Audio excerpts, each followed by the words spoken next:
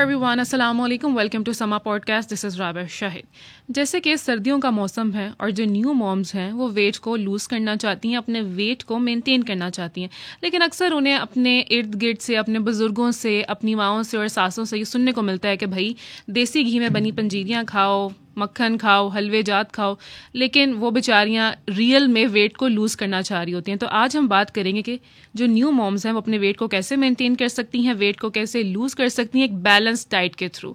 And to discuss that we have doctor Warda Sikandar with us. She is a nutritionist and dietitian. अस्सलाम वालेकुम वर्दा। वालेकुम अस्सलाम। Welcome to Samaa podcast. Thank you so much. अच्छा वर्दा, ये क्या मतलब एक केओस होता है जो न्यू मॉम्स होती हैं ना, उनको वेट लूज़ करना होता है, मतलब मेंटेन करना होता है प्रेगनेंसी के फ़ौरन बाद, डिलीवरी के फ़ौरन बाद, तो कैसे करें? सबसे पहले तो ये बताएं आप। अच्छा, एक चीज़ जो बहुत ज़्यादा अहम है, सबसे पहले वो ख़वातीन जैसे फौरी डिलीवरी हुई है, फीमेल्स कहती हैं ये वज़न हम जल्दी जल्दी कम कर लेंगे तो कम हो जाएगा, नहीं तो ये वज़न कभी कम नहीं होगा और सारी उम्र हमारे साथ साथ रहेगा। अच्छा, प्रेगनेंसी के फ़ौरन 2 महीने तक, जब तक एक फ़ीमेल जो है थोड़ा सा पोस्टपार्टम वाले फेज़ में है, उस टाइम पे फौरी आपने कोई भी रिजिड डाइट करके वज़न कम नहीं करना कि फटाफट जी तेज़ी तेज़ी ये खा लूँ ये खा लूँ। 2 महीने तक आप अपने आप को टाइम दें। उसमें कुछ वज़न ऐसा होता है जो कि इन्फ्लेमेटरी होती है, आपकी बॉडी की स्वेलिंग होती है, ऑब्वियसली एक साइक्लिक प्रोसेस होता है, वो सारी चीज़ों से गुजर जाएं तो ऑटोमेटिकली आपका वेट नॉर्मलाइज होने की तरफ चलता है। Yes, without any diet.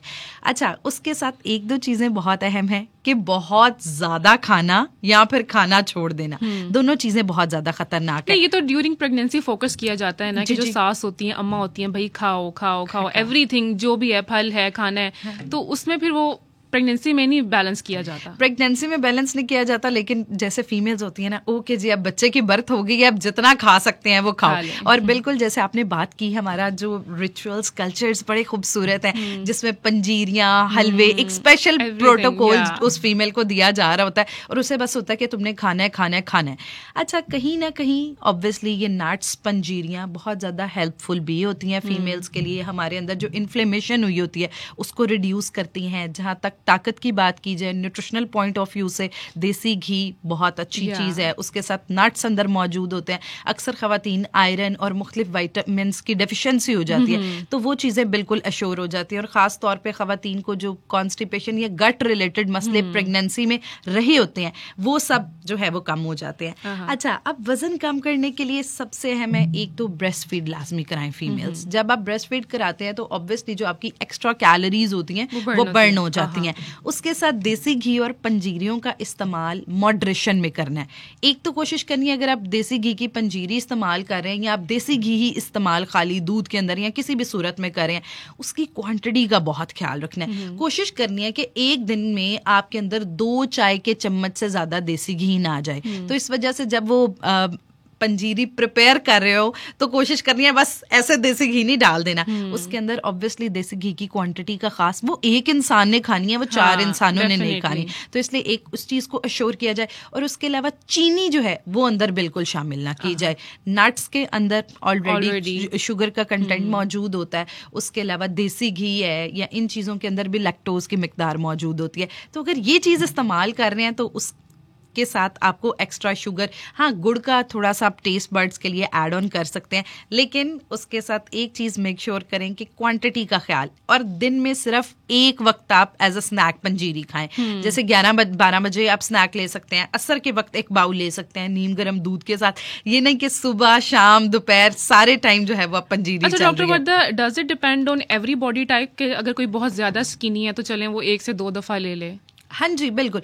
अच्छा, कुछ खवातीन ऐसी होती हैं जैसे प्रेगनेंसी के बाद पोस्टपार्टम फेज में क्या होता है, वजन बहुत ज्यादा कम है, वीकनेस बहुत ज्यादा हो गई है, तो उस सूरत में देसी घी की क्वांटिटी ज्यादा रखी जा सकती है और दिन में 2 मरतबा कोशिश करें कि आप, अच्छा, और वो अपनी पंजीरी के अंदर खजूरें जरूर ऐड करें। आयरन कंटेंट खजूरों का ज्यादा होता है, तो इस वजह से वो पंजीरी के अंदर जब खजूरें ऐड करेंगी तो ऑब्वियसली उनकी एनर्जी और जितनी डेफिशिएंसीज उस वक्त पे हुई हैं वो कम हो जाएंगी। अच्छा, ये जो पंजीरी की हम बात कर रहे हैं, किस वक्त सबसे ज़्यादा नुकसान भी दे सकती है? मतलब फ़ायदे तो आप इसके बता रही हैं, इसके क्या नुकसानात भी हैं? अच्छा, क्वांटिटी बहुत ज़्यादा मैटर करती है। अगर हम इसकी क्वांटिटी बहुत ज़्यादा रखेंगे, देसी घी का कंटेंट बहुत ज़्यादा रखेंगे, मक्खन, और उसके अंदर वो वाले नट्स शामिल करेंगे जो कि नॉन रोस्टेड या सॉल्टेड हैं, बहुत ज्यादा एक्सट्रीम सॉल्टेड नट्स होते हैं मार्केट में, अगर हम वो डालेंगे तो उस सूरत में क्या हो सकता है, उसके अंदर नमक की तादाद बहुत ज्यादा जो इन्फ्लेमेशन उल्टा आपकी बॉडी में इंक्रीज कर सकती है। और उसके साथ अगर हम चीनी, अक्सर खवातीन ऐसी होती हैं प्रेगनेंसी में गेस्टेशनल डायबिटीज हो जाती है, प्री डायबिटीज की एक स्टेज है जो वक्ती तौर पे आपका शुगर कंटेंट बढ़ा, तो अगर आपने उस टाइम में ऐसी पंजीरियां में बहुत ज्यादा मीठा एक्स्ट्रा ऐड किया, चाहे गुड़ की सूरत में बहुत ज़्यादा एक्स्ट्रा ऐड किया, तो उस सूरत में वो बहुत ज़्यादा ख़तरनाक। और उसके अलावा अगर आपको गट सेंसिटिविटी है, प्रेगनेंसी के बाद आपको ऐसे लगता है कि हर वक्त आपको हार्ट बर्न रहता है, या अल्सर की कोई मसला हो गया हुआ है, या डाइजेशन के मसले हैं कि कभी डायरिया हो रहा है और कभी कॉन्स्टिपेशन, इरिटेबल बाउल सिंड्रोम जो कि बहुत कॉमनली देखा जाता है, अगर ये चीज़ है तो फिर आपने नट्स की तादाद अंदर बहुत कम रखनी है। और उस सूरत में कोशिश करें कि जो पंजीरी है वो गंदम के बजाय जौ के आटे की बनाई जाए, क्योंकि जौ का आटा जो होता है हमारी डाइजेशन को बेहतर करता है। और उसके साथ साथ वजन कम भी करना है और पंजीरी इस्तेमाल भी करनी है। उसमें आप थोड़े से जैसे चने हैं उसका आटा बना के बेसन जो एक्चुअली बन जाता है वो ऐड कर सकते हैं। थोड़ी सी क्वांटिटी में आप गंदम ऐड करें और थोड़ी क्वांटिटी में जौ। मल्टीग्रेन फ्लोर होगा तो ऑब्वियसली उसका जो प्रोटीन कंटेंट है वो ज्यादा हो जाएगा, जिस वजह से फाइबर भी ज्यादा मिलेगा, वजन भी कम होगा और वो पंजीरी उतने फायदेमंद हो जाएगी। अच्छा, ये जो पंजीरी है ऑब्वियसली इसमें नट्स होते हैं एंड एवरीथिंग, तो नट्स तो गर्म होते हैं ऑलरेडी, तो अगर किसी को ब्लड प्रेशर का इशू है उनके लिए क्या है फिर? अगर किसी को ब्लड प्रेशर का इशू है, एक तो कोशिश करनी है कि सॉल्टेड नट्स बिल्कुल ऐड ऑन ना किए जाएं, और उसके साथ साथ बहुत सारे नट्स ना ऐड किए जाएं। जैसे अक्सर हमारे यहाँ होता है जितने नट्स हैं, जितने सीड्स हैं, 4 मगज हैं, उन सब का मजमुआ जो है जिसको पंजीरी, लेकिन अगर हम 2 नट्स भी ऐड कर लें तो वो भी ठीक है हमारे पंजीरी की क्वांटिटी के हवाले से। और उसके साथ जो ब्लड प्रेशर के मरीज हैं उन्हें क्वांटिटी का खास ख्याल रखना चाहिए कि वो अंदर एक्स्ट्रा सॉल्ट और वो चीजें ना ऐड करें तो कोई मसला नहीं। तो बच्चे की पैदाइश के बाद अगर एक माँ जो है वो ले रही है पंजीरी, हलवा जात या देसी घी की क्वांटिटी बहुत ज़्यादा ले रही है, तो मैक्सिमम अगर नॉर्मल भी ले रही है तो कितना वजन बढ़ने के चांसेस हो सकते हैं? अगर फीमेल नॉर्मल ले रही है तो उसमें आपका वजन नहीं बढ़ेगा, उस आपका वेट भी मेंटेन रहेगा और आप उसको एज अ स्नैक लें कि आपने उस वक्त सिर्फ वो पंजीरी इस्तेमाल करनी, ये नहीं कि साथ आप जी कबाब भी खा रहे हैं, कीमे का प्याला भी खाया जा रहा है, जो अक्सर हमारे यहाँ इस मिथ को तोड़ना चाहिए कि एक वक्त में जितना ज्यादा फीमेल खाएगी उतनी ज्यादा ताकत आएगी। ऐसा बिल्कुल नहीं है, एक वक्त में एक चीज भी खाएगी उसकी ताकत भी फीमेल को मिलेगी।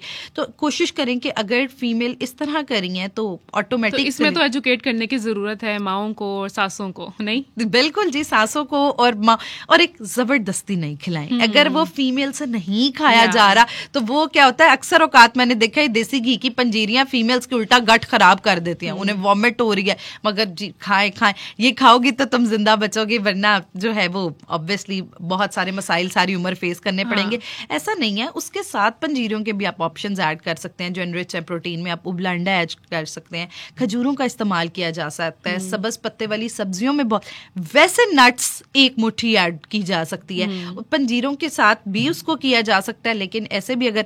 और जहां तक हलवों की बात है ना, हमारे यहाँ क्या होता है कि बहुत सारा मीठा शीरा डाल के हलवे बनाए जाते हैं। अब जैसे खास तौर पे सर्दियों का मौसम आ गया है, अब वो वाले हलवे अगर आप एक पोस्टमार्टम में दे रहे हैं वो ताकत तो जरूर देंगे, ठीक है, लेकिन उसके अंदर शुगर कंटेंट इतना ज्यादा है कि वो गेस्टेशनल डायबिटीज और वजन ऐसा बढ़ेगा कि वाकई वो वाला वजन ऐसा होता है जो उम्र भर कम नहीं होता, और फिर कम करना मुश्किल हो जाता है। बिल्कुल कम करना मुश्किल हो जाता है। इस हवाले से फीमेल्स जो कि पोस्टमार्टम, मैंने 3-4 टिप्स दूंगी कि खास तौर पे वो टिप्स के साथ पंजीरी का इस्तेमाल करें ताकि उनका वजन ना बढ़े।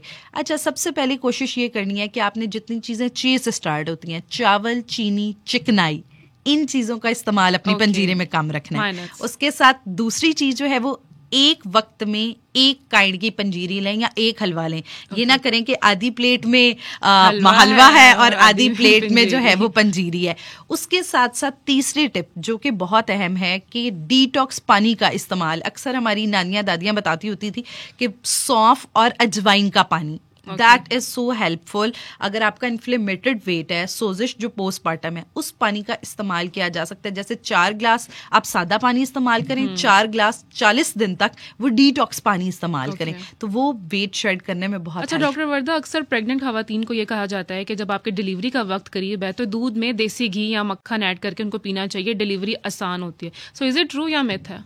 बिल्कुल ये ट्रू है और बिल्कुल ये पेल्विस ओपनिंग उसमें बहुत ज़्यादा हेल्पफुल होता है, लेकिन ये कि उस वक्त भी क्वांटिटी का ख्याल रखना है। ये नहीं 4-5 चम्मच देसी घी के, 1 चाय का चम्मच देसी घी का रोजाना एक वक्त में, अगर आप जैसे चाय असर के वक्त पी रहे हैं तो आप चाय अपनी स्किप कर दें और उसकी जगह, और बहुत अर्ली ये वाला चीज़ स्टार्ट नहीं करनी चाहिए, जैसे 7th मंथ है प्रेगनेंसी का, उससे अर्ली लेबर पेन्स भी ये लीड कर सकता है। तो अगर ये आपने चीज़ करनी है, एक तो अपने डॉक्टर के मशवरे से कि आपकी प्रेगनेंसी में कोई कॉम्प्लिकेशन ना हो, और उसके साथ साथ दूसरी चीज़ ये करनी है कि जैसे प्रेगनेंसी आपकी डिलीवरी के वक्त से 1 महीना पहले आप ये चीज़ स्टार्ट कर सकते हैं, दिन में 1 वक्त बस।